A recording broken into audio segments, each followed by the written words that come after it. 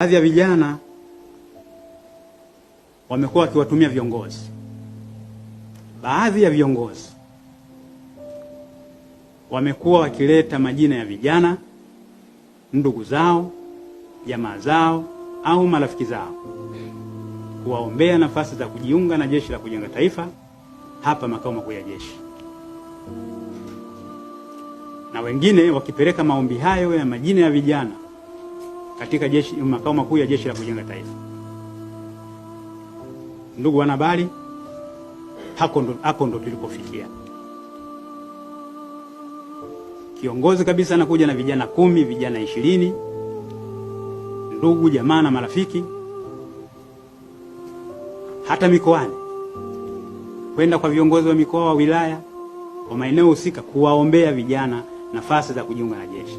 Au vijana wamechujwa na nani? Nani anajua utanzania wao, uzalendo wao, wamezaliwa wapi, wana tabia gani, na wametumwa na nani? Kama si kutengeneza kikundi, nichukue vijana wangu 20 nitawapitisha mkoa huu, vijana wangu 20 nitawapitia mkoa fulani, vijana wangu 20 nitaenda makao makuu ya jeshi, vijana 20 nitaenda makao makuu ya Jeshi la Kujenga Taifa. Ametengeneza vijana wangapi? Zaidi ya vijana 100. Wanapata mafunzo ya kijeshi. Anaenda kuwatumia kwa matumizi yapi? Hapo ndo tukasema hatutakaa kimya.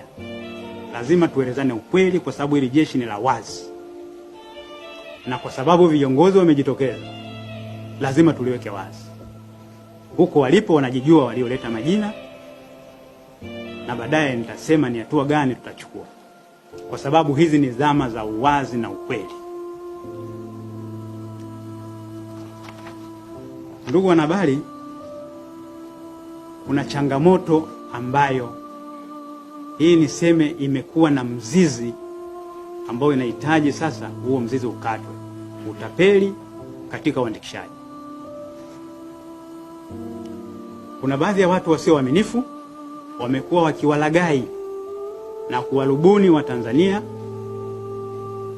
wazazi na walezi wa wale vijana, pengine kwa kwenda mbali sana hata kuwaomba hela, kwamba leta shilingi kadhaa nitamuingiza kijana wako Jeshi la Kujenga Taifa na hatimaye atapata ajira. Na kwa sababu vijana anataka pengine ajiunge na jeshi, apate ajira, anamshawishi mzazi wake kwamba tutoe hela tutapata ajira. Hii kwa jeshi hakuna nafasi hiyo. Na anayebainika kwamba amepokea hela ya mtu kwa ajili ya kutoa nafasi, tunamuondosha mara moja. Na